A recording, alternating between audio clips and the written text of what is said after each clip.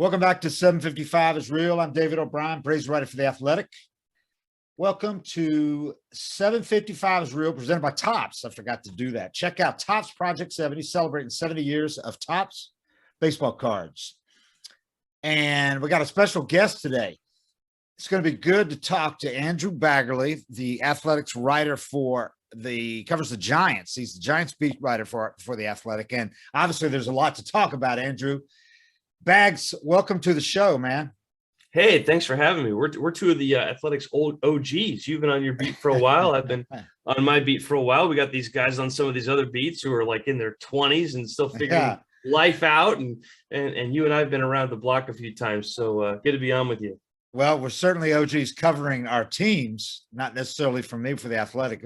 It's been longer than I thought. It's been actually 2.5 to 3 years now, but you've been covering the Giants, I think, about as long or longer than I've been covering the Braves. When did you start covering the Giants? Yeah, my first year on the Giants was 2004. Okay. That was my first year. So, yeah. I started the Braves 2002. Okay, and that tracks about right. And before that, I covered the Dodgers and then the Angels before that. And, of course, you had your time in South Florida. So, yeah, we're about the same, I think, pretty much in terms of service time. When did you start doing this thing, this Braves beat thing? I mean, this baseball beat thing. Oh man, gosh, my first baseball game I ever covered, I was still a junior in high school or a junior in college, and that was in 1996. And I'll never forget. I was a stringer, so I was working per assignment for a little suburban paper in Southern California. And I was in college, and so I was in Chicago. Went to Northwestern, and when the Dodgers came to Wrigley Field, I would cover the Dodgers for them. And my first time I ever covered a game, the Dodgers just got boat raced by the Cubs. Like Jim Bollinger pitched a 2-hitter, Ramon Martinez, had a hamstring injury running down the line, and they committed like 3 errors. It was a terrible game. So the first time I ever went in a manager's office for the post game, it was Tommy Lasorda after the Dodgers had gotten boat raced, and he was in a terrible mood. And I was like, I wanted to melt like Homer Simpson in the bush. I wanted to melt in the back wall of that room. Yeah. Please don't look at me. Please don't call on me. Please don't pick on me. I know I'm like 20 years old and I look like I'm 17. And thank God he didn't. But yeah, that was the first game I ever covered. But my first time on a beat full-time traveling was 2000. So yeah, it's kind of crazy how time has flown by here. Yeah. Well, my first was 95 covering the Marlins, and Lasorda was a piece of work, man, to say the least. But there's some great Lasorda stories out there. Oh, Ramon Martinez, by the way, I've covered 6 no-hitters, and he would have been a 7th, but my first year on the beat, first half of my first season, I split with Gordon Eads. And Gordo had lived out in LA, covered the Dodgers and Lakers back in the day. So he didn't want to miss that trip. So he took that trip. And Ramon Martinez threw a no-hitter against the Marlins. Yeah. And if I had covered that one, I would have had 7. But so people forget that Pedro had a brother that was pretty damn good for a while. He really was. He was a great pitcher, and Pedro kind of overshadowed him a little bit. But he's a very quiet guy. Ramon is very different from Pedro. Pedro's, we see him on TV. We know he's kind of outlandish. I'll never forget one time I was interviewing him, and I was in the clubhouse in the visiting clubhouse in Anaheim, and I'm interviewing him, and he stops mid-sentence because the game was on behind him, and Delino DeShields comes up to the plate, and he stops and he says, There he is. Tommy Lasorda traded me for that guy right there. And I'm like, Pedro, you just won a Cy Young. You're one of the best pitchers in baseball history. You're having one of the most dominant years ever. And that chip on his shoulder just never went away that the Dodgers traded him for Delino DeShields. It was just told you everything you needed to know about what made that guy tick. But Ramon, very different guy, very quiet, very reserved, but was an ace pitcher in his own right for quite a few years. Delino DeShields, I saw him win a slam dunk contest one time at Florida Atlantic University, back when they had those with like guys from different sports and everything. Oh, how about that? Yeah. In Boca Raton. Nice. I think Dion was in that too, wearing sunglasses and a hat. Oh, very good, very good. So, hey, listen, we've all been surprised by how good the Giants have been this season, obviously. And I think up until like the last month or so, everybody's expecting them to falter at some point, you know. But now I think we all realize now this team is for real. Obviously, they're 120 games into this. It's not a fluky thing at this point. I don't think anyone even picked them to win a wild card, to be a wild card team, as far as I recall. But they've had the best record in the majors and basically and led the NL West from start to finish so far. What's been the most surprising part of this Giants team to you? And did you have any kind of an inkling that they might be a playoff contender at least this year? Yeah, I mean, it surprised us too. Those of us who knew what they were all about and had a good idea of what their talent level was. I think the most optimistic projections were probably about 85 wins, maybe. Hey, let's, can they? The big thing is they had 4 consecutive losing seasons, and never in the history of the franchise, going back 130 plus years, had they ever had 5 losing seasons in a row. And that was kind of one of the storylines is, okay, can they make incremental progress and be a 500 team? And it's really hard to gauge what we saw last year. It was 60 games. It was in front of cardboard cutouts. You had no idea. Some guys opted out. They didn't have Buster last year, but they finished 29 and 31. If they'd won one more game, they would have tied the Brewers for the final playoff spot. That it was expanded postseason. That doesn't really mean a lot, but they played pretty well last season, given what we expected. And the offense especially outperformed a lot of what we thought in terms of projections, with Mike Yastrzemski being a top 10 player in the MVP balloting, and guys like Alex Dickerson. Crawford had a better season last year after being, looking like he was almost done, cooked as an offensive player. So there were a lot of little positive signs going into 2021, but you just didn't know what to make of them. What do they really mean? What do they sort of portend? So, I thought that they made enough progress that they could not be an embarrassment. They were not going to be the last place team in the National League West this year. I thought they could kind of be on the fringes of contention if things broke right. But, I mean, they're on a pace, Dave, to win 105 games. Yeah. I mean, this is not just the team that's outperforming projections and could be the second wild card. This is a team that is on a 105 win pace. So they're hitting the most homers in the major leagues. And that part just completely shocks me. Yeah, we've been real conscious of that because they've been the only team ahead of the Braves in the National League on the home run pace all year. And last year, the Braves finished just behind the Dodgers in home runs, like in home runs and runs.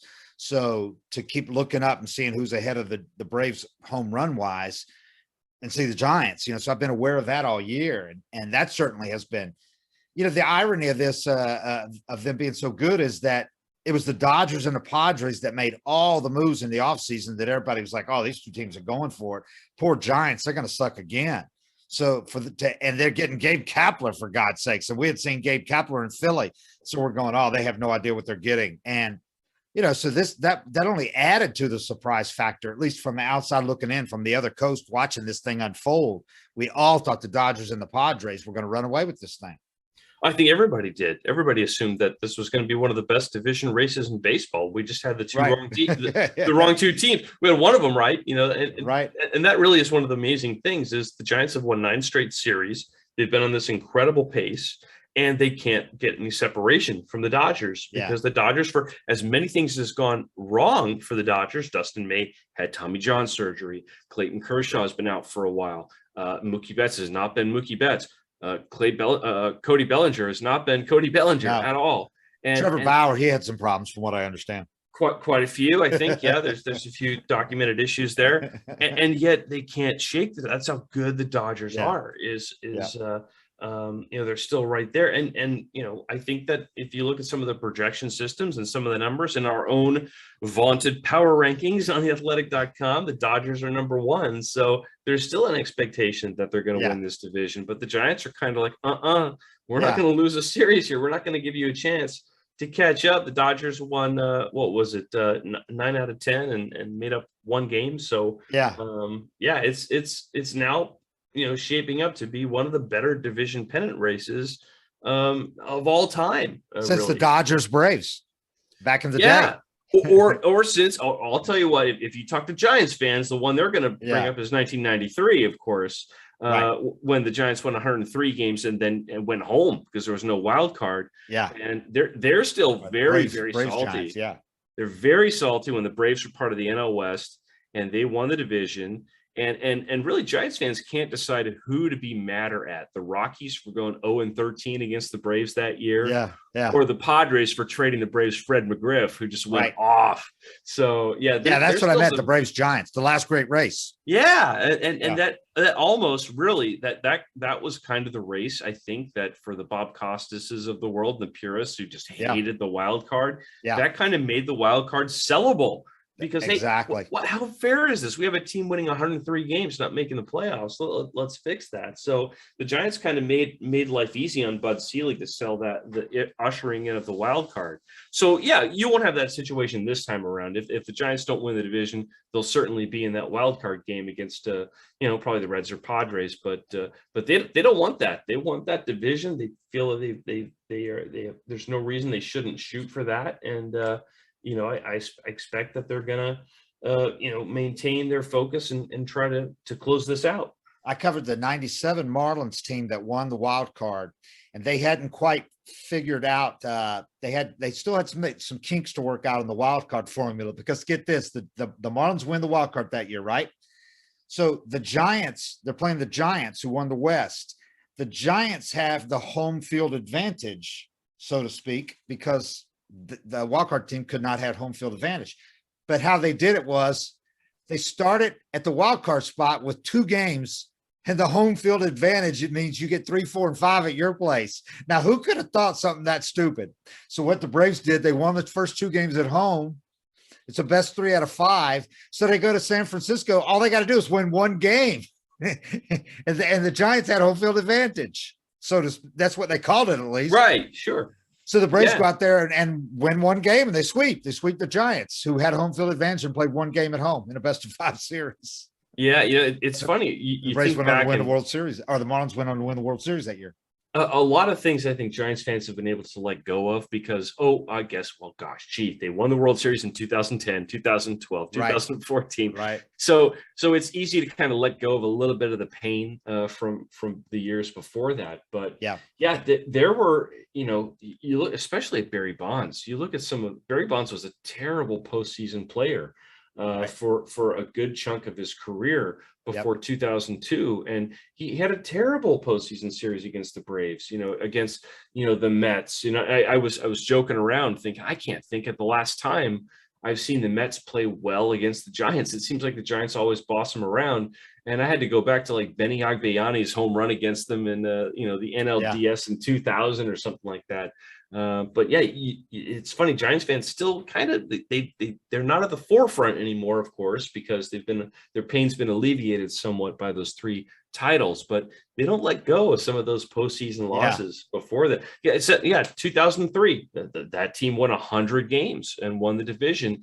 And, you still think of Pudge Rodriguez holding up that baseball after JT Snow crashed into him for the final out to seal their fate in the division series in that 2003 season. So, it's you don't let go of that pain, I guess, so easily. It's got to they've got to like this, though, that there's still people are still favoring, like in our power rankings, we still have the Dodgers number 1. The Giants are probably driven by that, if anything, right? I mean, they probably don't want to be the number 1 right now. I mean, they want everybody to still think the Dodgers are the better team. I mean, they still got that all right, we'll show you. I mean, 120 games in, you still don't believe we're better. All we can do is keep winning. Yeah, I'd imagine that they don't mind being in that position. I honestly think that they're so mentally disciplined, and it's hard for us to know, right? We're not in the clubhouse like we normally are to really understand like the team culture and chemistry and stuff. But everything that I can gather from the time I'm on the field, talking to players, talking to coaches, some of these guys I go back with the ways, and I can text with a little bit and go off the record with a little bit. They are just so mentally disciplined, whether it's being disciplined in what they swing at or just how they approach day to day. This is really as mentally disciplined a team as I've ever covered. And I honestly think they don't care. They're just like, let's put ourselves in the best position to win every game. And, they take all those cliches, those one day at a time cliches, and that's how they really are. And it's been honestly pretty inspiring to watch from a personal level. I mean, we've all been through so much, these last couple of years, and so to see a group of people who are just so focused on a task and believe in each other in a lot of ways. And gosh, the other day Donovan Solano hits a pinch hit homer in the 8th inning to win a game at Oakland, and he pinch hit for Lamont Wade Jr. And the day before, Lamont Wade Jr. hit a pinch hit homer in the 9th to win a game at Oakland. And when Lamont Wade Jr. pinch hit, he pinch hit for Darren Ruff, who had hit a homer in his previous at bat. So, this whole managerial go with the hot hand thing, that doesn't exist. And you think players would be like, why is he pinch hitting for me? I hit a home run on my last at bat. Yeah. None of that exists at all. I mean, there's this level of selflessness and sort of community that I have never, ever seen before, ever covering a team. And I've covered teams that have won the World Series. Yeah. And on top of that, you just sort of, Solano and Tommy La Stella, are kind of platooning at second base. And Solano was the Silver Slugger Award winner at second base last year for the NL. So you think, La Stella comes off the injured list. There's a little bit of maybe. And La Stella was a Braves reject back in the day. Yeah. And either maybe some grumbling there or something. But when they replace one another in a game, because they know that if they start a game, they're coming out as soon as there's a platoon matchup from the bullpen. They know they're going to be basically, platooning to the ultra standard in terms of, it's not just when I start, but when I come out of a game. So they hug each other in the middle of a game to pass the baton. That's kind of the level of sort of brotherhood that they've got going on this team. I'm like, you got to be kidding. That's a saccharine. You think it's made up, but it's not. So I was going to ask you about the pinch hit situation, because again, early on when the Braves were hitting a guy you're familiar with, when Panda was hitting, it was ridiculous for the first month and a half of the season. He was on a pace that I've never seen before. I've never seen a guy as locked in as this guy is every at bat he comes up. And he was magic. He hit 4 pinch hit home runs in like the first 5 weeks of the season. Every one of them tied the game or put the Braves ahead in the late innings. Every one of them. And then that was it. It was it. He was done early. But the Braves were on this pace. They had a couple other guys hit pinch hit homers too. So they were on this historic pinch hit home run pace. And again, the Giants were the team that was right there with them. The only team. They were like far ahead of everybody else. Well, the Braves fell off. Pablo Sandoval fell off. And the Giants have just kept it going. And people here don't realize the Giants have how many? 14 pinch hit homers, which is absurd. Yeah. 14. Aren't they on a record pace? They've already matched their franchise record. I believe 17 by the Cardinals. I forget the year exactly, is the major league record. Which is insane. No other team, and I'd have to update this, but as of 48 hours ago, last time I looked, no other team had more than 8. But there was a time, I think, doubled everybody else. Yeah. Not too really a pretty consistent chunk of the season. I want to say it was maybe in May, when half of the pinch hit homers overall in the major leagues had been hit by the Giants plus Pablo Sandoval. Yeah. That's kind of where they are. And they have more pinch hit at bats than anybody as well. So, that does skew it a little bit in terms of home runs per plate appearance. But that's the way that they're built. They're built to they're going to have times when they're going to pinch hit for someone who's already entered the game as a pinch hitter. I mean, that's just the way that they are built. They're built to win with depth. And honestly, for 2021, when you're coming off a 60-game season last year, when everyone is dog dead tired right now, no one knows how to anticipate workload and load management, as the NBA calls it. The Giants are perfectly built for this season because, their record in day games is unbelievable. And part of it is they don't need to rely on the same 3 or 4 superstars to drive the engine every day. I mean, they started their series against the Mets on Tuesday, and Chris Bryant wasn't in the lineup, and there was nothing wrong with it. It was just, well, we'll just give him a day off here and have him recharge and give him a little extra time to, sort of get settled on the East Coast time and stuff. And then he comes in yesterday and he hits a homer and he helps them win a game. So that's kind of the way they're built, is to win with depth. And it's a perfect time to do it. And in that way, there's so much like the Dodgers from whence your GM came. And I think Alex Anthopoulos gets a lot of that too from working with those guys in LA. The depth thing is so stressed. He worries so much about, he makes sure that numbers 20 through 26 on the team are just as important in their way as the first 5 are, because they're going to use them. And he knows you don't want to get caught with his pants down with, he has 2 injuries in the outfield, and all of a sudden you're using some guy from AAA and you're crossing your fingers and hoping he's really, that he's either ready for the majors or that he's still got something left from playing in the majors 5 years ago.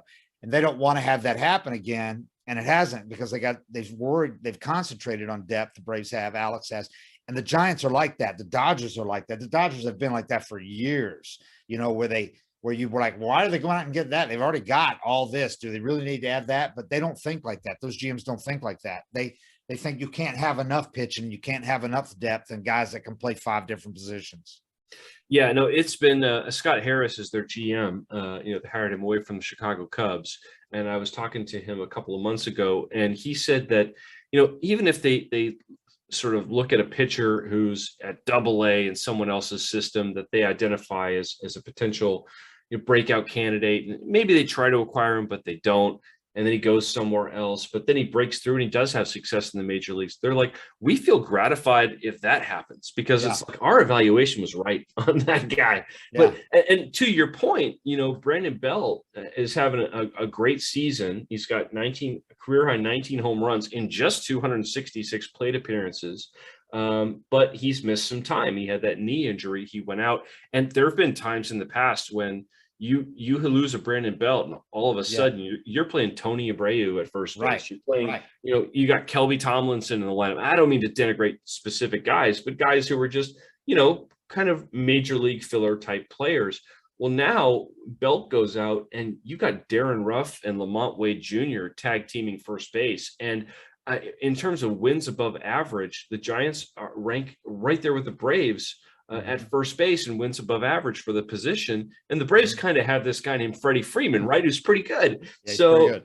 So Lamont Wade Jr. steps up, and look at that. He's got 17 home runs and 230 at bats. And the Twins never thought he was capable of that. But so you lose Belt and you do not miss a beat. And the problem becomes, oh gosh, what are we going to do when Belt comes back? We got all these guys who are performing. And that's been the case at almost every position. And, they've had a few guys they've had fill in. So they brought Scott Kazmir back, who hadn't been in the big leagues in a long time, to fill in a little bit. Tyler Chatwood is a guy they sort of took a flyer on who's up now. They've had to have guys that are stretches fill in here and there. But for the most part, you're right. They basically are beating you with the back end of their roster and not the front end of their roster. And having said all that, the guys that everyone had sort of given up on, guys whose contracts were supposed to be, okay, let's just get through this.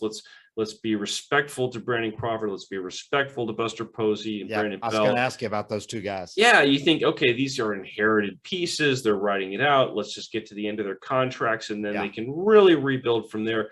These guys have been the reason they are where they are. Brandon Crawford, I think Brandon Crawford is probably the National League MVP. And I don't know if he would win the award, but you see what he does on an everyday basis as a two-way player to help this team win. And I don't think another player is having the year he's having in the National League. And that's just astounding. He's 34, and he's found a way to completely play the best baseball of his life. And this guy's played some great baseball. So it's been pretty darn remarkable. I'm looking at going back to the pinch hitting point. There are 19 guys in the majors this year with multiple pinch hit home runs. The Giants have 4 of them. They don't have one guy with more than 3, but they've got 4 guys with 2 or 3. Mm-hmm. And Pablo Sandoval still leading the majors with 4, all of which came in the first 5 weeks of the season. And Yeah. now with Cleveland, well, listed with Cleveland, not with Cleveland, but then you got the first Giant on here is 3. He's tied for second with 3 with a bunch of other guys, including Adrianza with the Braves. And then you got 3 guys with 2 apiece with Brandon Belt, Flores, and Austin Slater. Yep. Ari Adrianza, by the way, another former Giant. Yeah. He's really played well. He's a good little player, good little versatile player. Yeah, he's always been able to play major league shortstop, so that's kept him around. But yeah, he hasn't even played that position here because Dansby Swanson's played every day, but he's found a way to be important at other positions. Right, and it's been pretty remarkable to watch the Braves. And I had the Braves marked as the second half team. I thought they were going to be the surprise second half team in the National League, because I just looked at, boy, Dansby Swanson hasn't done much. Right. Freddie Freeman hasn't been himself, and I thought, well, maybe their pitching is going through a lull. But then I looked at where their value is coming from, and they pitched okay. They pitched fine. Yeah, Even when Noah decided to, shadow box against the wall or whatever he did, but I thought, gosh, this team has pitched okay. And some of these offensive guys are really underperforming. I kind of feel like the Braves are going to be a slam dunk to win this National League East. And that was before Ronald Acuna Jr. got hurt, which makes a huge difference. But even when he goes down, they're the Braves they're hitting again. And, whether it's Austin Riley or Dansby Swanson or Freddie Freeman, I mean, there's just too many horses in that lineup for them not to be scoring more runs than they have been. So it's nice to sort of feel like I had that evaluation right. Yeah, and and all of us who follow the team felt like they were going to go on one of these runs, and for the reasons you cited, we knew once Freddie got started, which was a month and a half into the season, he kind of warmed up, and then then he really got hot and he hasn't slowed down. But we knew that was coming. We all felt like Dansby was going to perform a lot better at some point. We had no idea where he was going to get as hot as he's been. The guy that surprised everybody is Austin Riley, because he's been a streaky guy in the past where he's gone strong for 2 or 3 weeks and then just looked terrible for 2 or 3 weeks or a month. He hasn't looked terrible. He's going to get MVP votes probably. I mean, you look at his OPS, his average, his home runs. He's right there with Freddie. It's crazy. I mean, he's turned the corner in his career. And Dansby Swanson has had 10 home runs since the All-Star break. I mean, he's gone on a power binge that we just didn't see coming from him. But the thing that kind of changed or maybe the view a lot of us had about them as a second half team was when Acuna got hurt, because I thought, you can't do it without Acuna. I mean, they can't do it. I mean, Freddie can carry the offense, but he can't do it without Acuna. They can't win the division probably without Acuna. But I had no idea that they were going to get as much as they've gotten from Dansby, that Riley was going to keep it going. And then these trades they made. I mean, Alex hit that.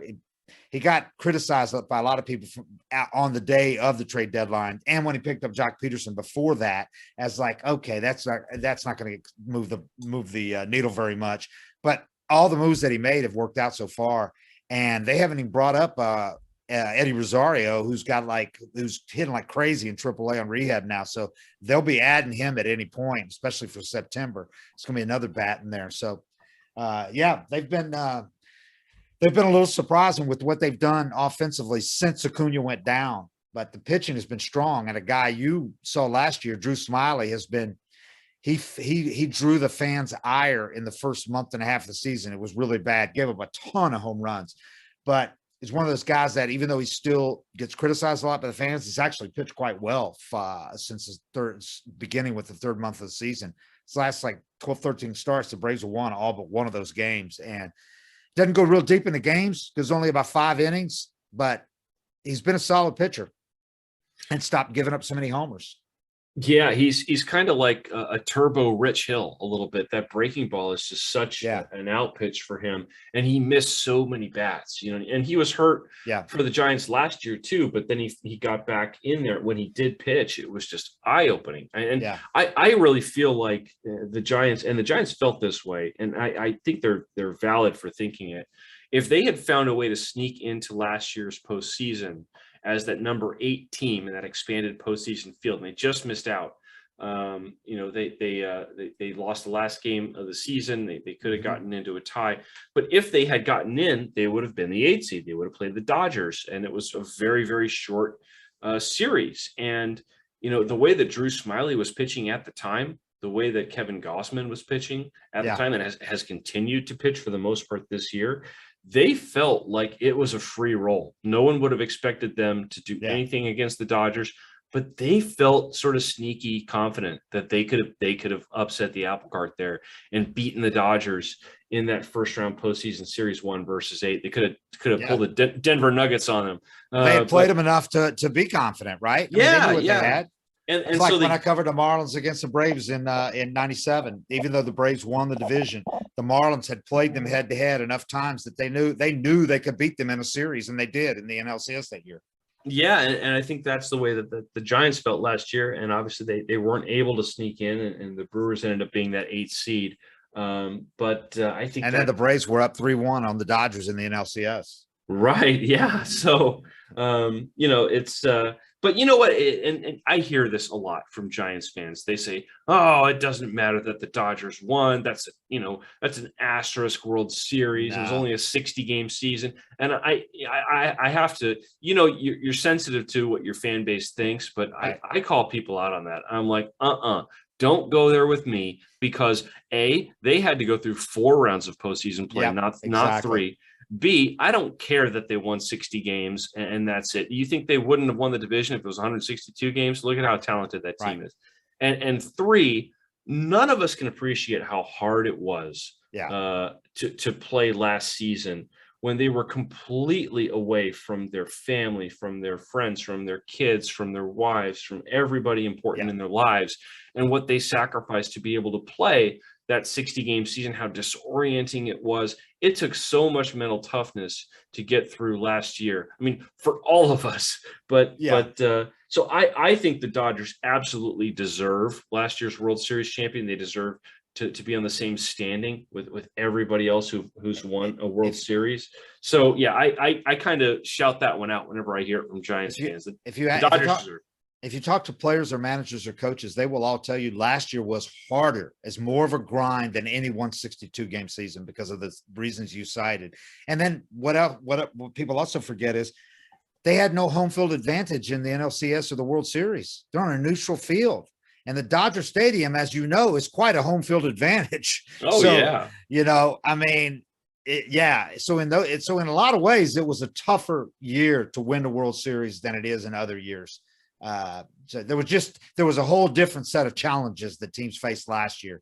You had to be mentally tough, and you had to avoid screwing up like some teams did, and having a bout of COVID, decimate you for a while. Yeah. And the Giants they had, I think, one positive COVID test beyond intake, and that was a false positive on Alex Dickerson. They were very, very disciplined. Yeah. Very well coached with the COVID protocols. And, that made a huge difference. That made a difference in a lot of sports, like college football. Some teams barely got able to play because they had so many COVID positives, and some teams, were able to stay really disciplined, make good choices, and put themselves in a position to have a memorable season in a year where no one wants to remember anything. So it's terrible. But anyway, I guess we're probably wrapping up. But tell me real quick what you expect from this 3-game series here coming up between these two teams.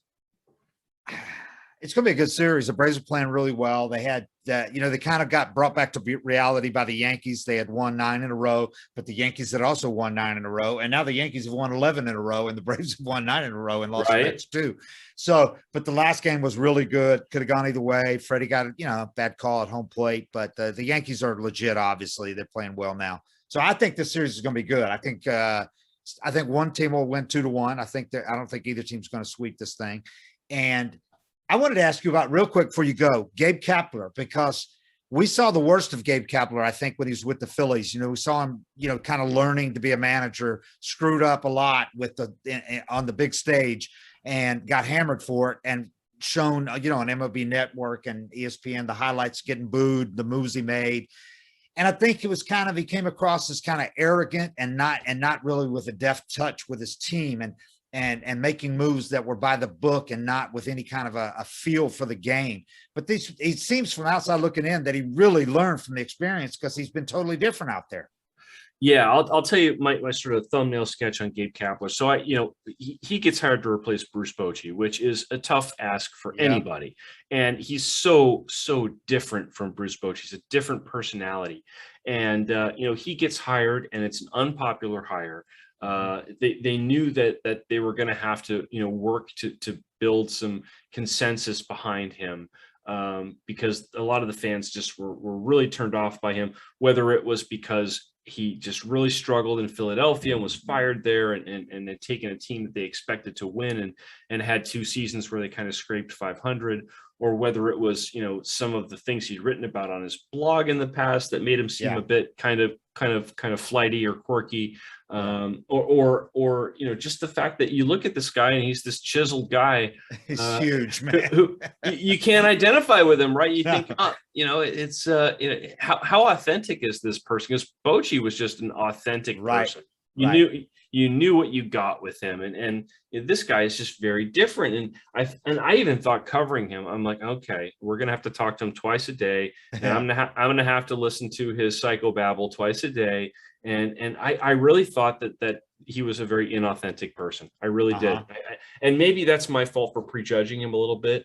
I can't tell you how blown away I've been by just how different he is to what I expected. The players love playing for him, and he's had to get them to buy in to a lot of things that are probably going to take money out of their pockets in terms of arbitration and the ways you get paid, tunes and all that.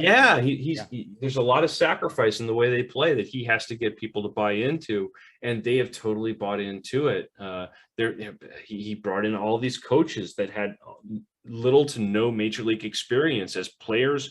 Some guys have never even played professional baseball. And you think, well, this is really, how is this going to fly? How are players going to deal with this? Are they going to really respect these coaches? And they have. It's worked. And I think that the thing about Gabe is he hits a little bit differently in terms of how he interacts with you personally. He does come across as seeming a bit uptight, or he wants to say things the perfect way. But you realize as you talk to him that it's not that he's all caught up in appearances, which you could easily think that he is. He really does just want to say the right. He doesn't want to be misconstrued. He wants to be understood for who he is. And San Francisco is a perfect place for him. He's someone who has used his platform for social justice initiatives. He knelt for the anthem last year. He hired the first female coach in Major League history. I think he wants to be a Major League manager, not because he loves managing baseball games, but because it gives him a platform to make a difference and do things that can make a difference socially, that can make a difference, just in terms of kind of using his profile to elevate others who maybe otherwise wouldn't be elevated. And that's the way that he thinks about his job. And besides that, we don't judge major league managers on how socially conscious they are. It's how many games they win. And you thought, oh gosh, this guy, is he going to have the feel and the touch to manage off of a script that the front office gives to him? Can he really make calls within a game? And we touched on it earlier. He pinch hit for a guy who hit a home run, who hit a pinch hit home run, and the next day he pinch hit for that guy with another guy who hit a pinch hit homer to win a game. So I mean, he really has rolled the dice and made some moves that have been off script, and they've worked out. So I just think that good for him, man. And he's really reversed the opinion that a lot of people had of him, I think. He has. And the last thought I'll share, and I know we're going way over time here, but the last thought I'll share is when we were talking with Farhan Zaidi, Giants president, after the 2019 season, when he had Bruce Bochy as his manager for the 1 year, his first year of his tenure. Of course, a lot of the discussion in that sort of post-season press conference right after the year ended was, what are you going to look for in a manager? And one of the things he said was, there may even be candidates out there who have struggled in a previous managerial role, and we may be the benefits of that if we hire them, because they'll learn from where they've been, And we didn't have to take those lumps, but we may be the benefit of it because we get someone who is smarter for it as a result. And he's saying that, and I'm thinking in my mind, they're hiring Gabe Kapler. He just said it. Yeah, he just outlined it for you. As soon as the Phillies cut him loose, the Giants are going to hire him, and that's exactly what happened. So it's been a tremendous partnership, and it was a really unpopular hire when it happened, but I think he's completely changed people's minds, and good for him for doing that. I saw him yesterday being interviewed by Mad Dog on MLB Network, and he had on one of those tech fabric undershirts, skin tight. And I'm like, dude, how do you maintain that physique managing a Major League Baseball team? How do you have time? He looks like a linebacker. My God, the guy's put together. Yeah, I'll just say he had his birthday last month, and they gave him a cake, and the cake looked like a giant tomahawk ribeye steak. It was one of those, those like Cake Wars cakes or whatever. Yeah. It was a work of art. And you cut into it, and it was red velvet, on the inside. So it was an actual cake. And I said, we asked him, how was it? He's like, well, I didn't eat any of it. I didn't eat Come on. Instead, he went out and he got a real steak. And I bet. Yeah. So he's keto. He's probably keto max, right? He is keto max. Although the other day he was raving about a place in New York where he ate some truffle fries that were the best truffle fries he ever ate. And that's after they went out to a staff dinner at a pizzeria. And I said, wait a second. You're telling me you had pizza followed by truffle fries in one day? That's like a year's worth of cheat days for him. And then he worked out for like 3 hours before he got to the ballpark. Exactly. Where for you and me, that I call that Wednesday. So have pizza and a bunch of fries. Yeah, that sounds like about a Wednesday to me. Well, it's gonna be funny to see him talking to if him and Snit talk together at any point, because they couldn't be any more different, man. No, I'll tell you what though, but they're effective. I always look forward to a trip to Atlanta since they moved to up to Cobb County, and I'll hit my favorite spot. One of my favorite places to get lunch or to get a meal all through the Major League circuit is that Heirloom Market Barbecue. Oh, that place is awesome. I love it. I can't wait. I'll be there. I'll be there Friday afternoon. All right, dude. Well, it's been great talking to you, man. I really appreciate you jumping on here. I know you're busy. We're up there in New York and all that. We've had the unprecedented back-to-back days off here. So enjoy the rest of the time in New York, and we'll see you down here in Atlanta. All right. Look forward to seeing you soon. Thanks. All right, buddy. Thanks. 755 is real, and we are out.